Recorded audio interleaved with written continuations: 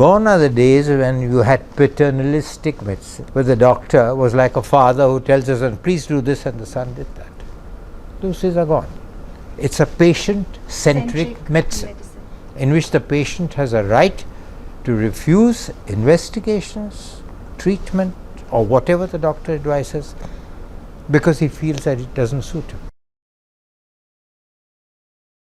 Hi, I'm Rashi Saraugi, your host, Decoding Decision Making in Healthcare. Today we have amongst us a very distinguished guest, Dr. Farokh Udwadia. He is the architect of the modern day critical care in India. He has lived a life befitting of a biopic. At 92 years of age, he still walks up 4 floors every day to stand by his patients, to sit by their bedside, to talk to them, and to help them get better. He has taught a generation of physicians. And today, and very rightfully, he has earned a very, very honorary title. I present to you the modern day Hippocrates, Dr. Farokh Udwadia. Thank you so much, sir, for taking out the time today. You have spoken on so many different health topics, like on critical care, on research, and yet you are so connected to this one particular topic called ethics in medicine. You have been championing this cause for a while. What makes you so connected to this topic, sir? Because ethics is central to medicine. What is medicine? Medicine is looking after people, caring for people, and caring for people in a way which involves ethics. It's extremely important. So you have two aspects to medicine: caring for people and ethical care. Do you think that has changed, sir, in your experience of so many years? Yes, of course it has changed. Of course it has changed. Today, medicine seems to have veered away from its path. People who practice medicine are more often today interested in money than in patients. And when you put money before patients, medicine loses its real charm and its real effect. That's the most important thing. And how do you think, we can re-inculcate the sense of ethics or the sense of emotional touch? It is a very difficult question, and it is impossible almost to do unless there is a change in the attitude of the mind of doctors practicing medicine today. And therefore, the younger generation particularly must be inculcated in them that the ethical practice is so important for medicine. But medicine is an altruistic profession. Absolutely, sir. You follow? Yes. Money doesn't come first. Yes. Money comes automatically if you're good and caring. Correct. But if you are first after money, then the patient comes next. And that's bad medicine. So, when we interact with patients these days, a lot of times they have a lot of doubts on what the attending physician is prescribing, whether it is a list of tests, some medicines, because at the back of the mind, the noble profession has taken a little bit of disrepute that Absolutely. They might, Absolutely, and rightly so, because if an intelligent patient would want to know that am I met with a doctor who's a truly caring professional, or is he one of those, who, for example, will prescribe a large number of tests to help the pathologist, for example, to whom he's sending it? So he would want to know, and rightly so, he would want to know. But I think within a short period of time, a good caring physician immediately becomes quite obvious to the patient. Okay. He knows that this individual seems quite caring and has explained everything to me as it should be done, and this is the reason why he's doing these tests. But he has a right to know. Right. And it is important for the consultant to explain that. So it is that interaction between the patient and the doctor. Of course, that there is always an interaction. What is medicine except an interaction between the physician Yes. or the surgeon and the patient, isn't it? Although there is also a point where sometimes when physicians, when they look at a patient and they may start treating clinically, but then the patients are like, oh, but you have not tested or you have not done that, and then It is very important for the physician to build a trust with the patient, and it's very important for the patient to have trust in the physician. If you come to me with a cold, I'm not going to ask you to do 20 tests to find out why you have a cold. Of course. Isn't it? That's Yes. obvious. Yes, sir. But if I do ask for that, and then the patient has the right to ask, I've just got a common cold and you are taking an x-ray of my abdomen and my Right. chest and this and that and all that. You see the point? Yes, sir. So you have to build trust. And once you build trust, the patient, you see, it's a two-way affair. Exactly, sir. Trust is an extremely important thing.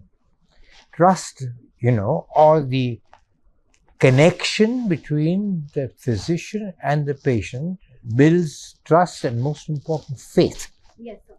And faith is a great healer, particularly in a very ill individual, in a critically ill individual. If the patient has faith in his doctor, and if the doctor has the ability to have that faith from the patient, there is a great difference in the outcome. Correct. Because faith is a healer. It heals through the mind. The mind controls the body. And there is a lot of research today on how the mind controls the body. And there are medical explanations today as how faith acting through the mind can help to heal. So you talk about faith and connection and interaction. Those are such time-consuming efforts between two individuals. And today we mostly see patients running to specialists, because earlier, that faith and that connection used to be with primary care physicians or general physicians or family physicians. And then that faith is very difficult to build with a specialist who you've met just for maybe like an hour or two, and maybe your loved one is in a critical care situation. Yes, it's a sad state of affairs that there are, comparatively speaking, very few good family physicians today. Yeah, but in a critical care situation, the family physician is not going to look after the patient, isn't it?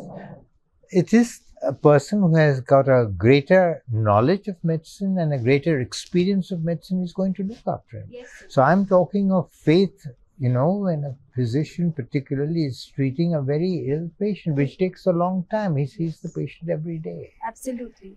And it's amazing. The patient has antenna, very like a child has for the mother. The same antenna is for the physician. And the patient generally makes out an individual, a physician who truly cares. He sees it, he knows it, he understands it. Right. And he will sense a person who is just coming for the sake of coming and is not particularly concerned, even if he's a very clever individual.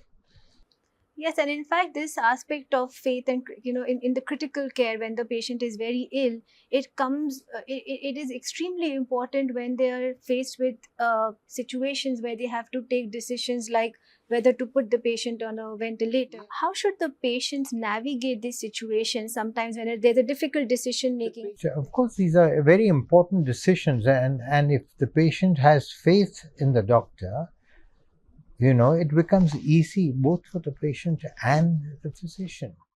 A critically ill patient cannot navigate this situation because he doesn't understand medicine.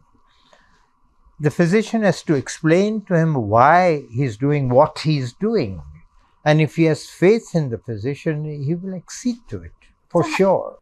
So have you had situations where you've had to go and talk to the patient about a particular decision and they may not have accepted it, but you had to still Yes, of course. Can you give us some examples of how that plays out in different scenarios? It's very simple. If the patient has not accepted the decision, you sit down and explain to the patient why you're doing so.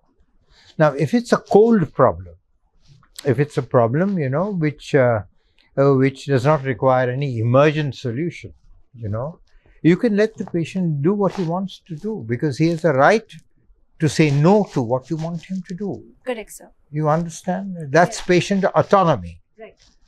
He has a right to refuse whatever you advise, whether it's in the nature of investigations or whether it is in the nature of a particular treatment he or she needs, but the patient refuses.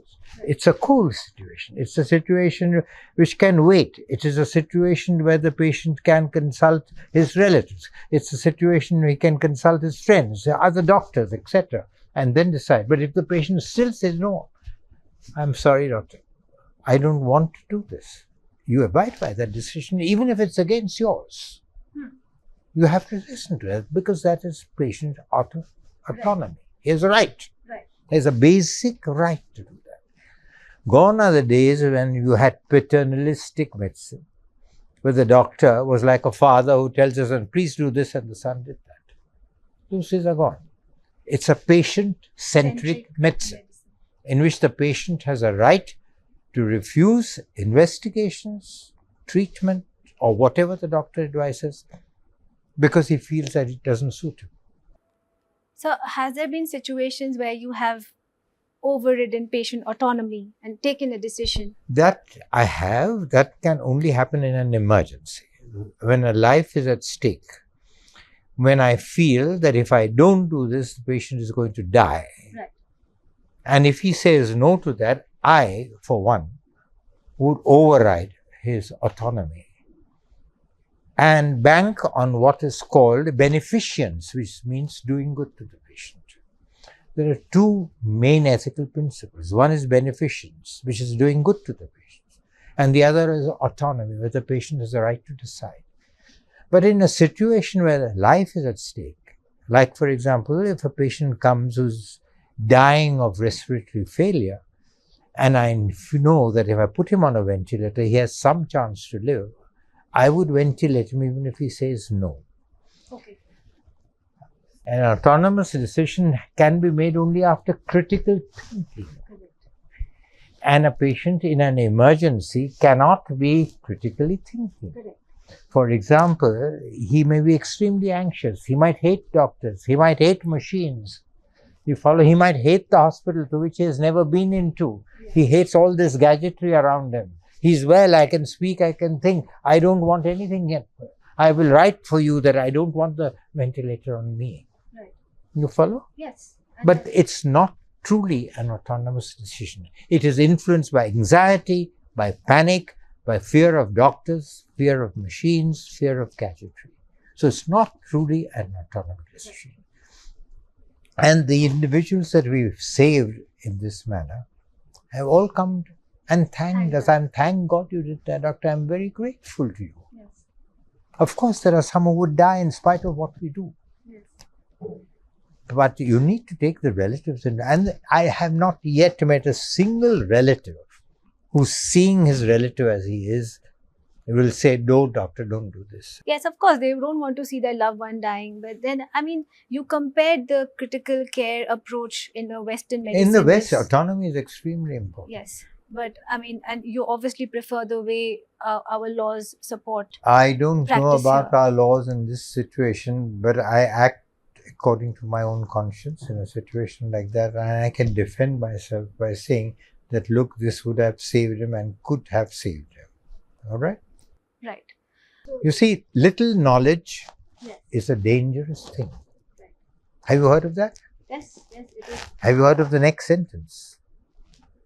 Little knowledge is a dangerous thing. Drink deep or taste not the Pyran spring. Can you explain that for a... Yes, it's very simple. Yeah. If you know a little, you will not become a great wise person. You have to study deeply and at length, and that the patient cannot do. Yes. And if you cannot do that, then don't pester me. Yes. Drink deep. Drink deep. Or drink not the Pyran spring. Okay? Explain. So, you already touched upon this topic that if a patient doesn't want to do something, it should be the right of the patient in a cold case. And yet, there are many times when there is a surgical case, or when there is a difficult situation like a cancer in an old man, and the doctor has advised that, take chemotherapy or not. No, that's And not that's a cold case, dear. yeah, That's a cold case. There's no emergency there. And any day, if an old person particularly says, I'm not going to say chemotherapy, I would say, I'm entirely on your side. Entirely on your side. I support you. I won't contradict you. so it is important that even patients should discuss their life expectations, the quality of life, the Of course it is. dignity It's of not life. only discussed that, but this is a doctor who would understand the quality of life. Patient may not understand the quality of life that would agree after a procedure of any kind, surgery, medical, oncological, or whatever it is. It's the doctor who should be able to gauge that and advise the patient on that this is going to be your quality of life. So a lot of times what happens and I don't know if you have experienced this, but many patients in this part of the country also they come with a lot of myths about treatments, and they try alternative types of treatment which sometimes worsen their situation, which was curative. Yes, I'm not against alternative forms of treatment, for the simple reason that I have no knowledge of alternative forms of treatment. There are some alternative forms of treatment which I know can do no harm. Homeopathy is one example. It can do no harm. Or if you put a magnet on a patient's head, I know it's not going to do him any harm. Do that if you want to do that. You follow? But there are some forms of treatment where you don't know what the patient is being given. Then I say, take it, but get it analyzed. And find out, does it contain heavy metals, for example? Right. Does it contain a steroid, for example? Yes. But like in difficult situations like cancers, when they just leave the disease to these maybe not as well published lines of treatment, their cases worsen and yes, I wouldn't object to that. I wouldn't object to that, because here again the patient feels that he's going to get better with something. As long as I'm convinced that what he is doing, taking or experiencing is not likely to harm him, I said, go ahead. So with the we spoken about how patients can take decisions with the help of their providers and how they should have, and you speak very passionately about how doctors need to be very ethical and not ambitious and all of that. Doctors can be ambitious like any human being. Ambition is not a bad thing, right? As long as it does not flout the rules of ethics in whichever profession you may be. So in such a situation, how do you think what can help doctors come back to that, the first learning that they have, that you have to practice medicine as an altruistic profession? How do you think today, like if you had a chance, what would you do in the medical course or somewhere? I think medical ethics should be absolutely compulsory. That's one thing. Everybody says so. There is a course, but it's a very sort of a wishy-washy course. Medical ethics should be made really compulsory with examples, not just teaching, that this is ethics and this is. You should give examples of patients in this situation. What would you do? What is ethical? What is unethical? That is what should be taught in medical colleges, really. So that the boys and girls, have an idea of what is actually happening and what should be happening. That's very important. Do you think there can be a checkpoint by the administration, by the laws that could probably enforce? It's not the law that can do that. It's the university which should be able to do that. And it's the local college also which can easily do that. You can do that in the course of medicine. You can have, for example, a course for about 2 months where patients are discussed. Actual practical patients are discussed and discuss what is ethical here, what is unethical here, what would be unethical. Supposing I do this, is it ethical or is it unethical, and why? Just give real life examples. That's it. Really, it's not important. Just not important in discussing the theoretical aspects of ethics. As I said, beneficence, autonomy, patient communication, honesty, integrity. You follow? Yes, sir. It's not just that. It's not just that patient communication. You should be able to do that on a practical basis. Communication, for example, is extremely important. Sometimes more time I spend on communicating with the patient and the patient's relative, particularly with the patient's relative, than my actual practice. But that's so important. Of course. I think that is the crux of a good practice, of good Yes, sir, it is. It is. and It good is. outcomes and That's everything. true. I mean, as you foresee, as you see more and more doctors coming, how do you see medicine in the next 10 years in India? I What really is your- can't give you an honest answer to that. The only answer that I can give you is as far as I go, the training that I give to the boys and girls that have passed to me is something that they should stand by. It's something that they should be able to practice because they've seen me do that.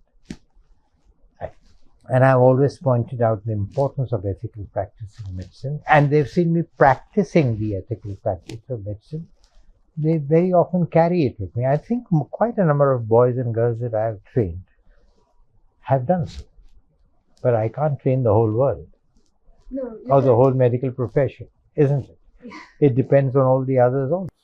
Correct. I mean, you can't train the whole medical world, but with your stature, with your experience, like if you were to put out one message to the medical universities as a passing thought, Teach medical ethics, in a practical fashion as a course in medicine. Practical way, not by just giving lectures.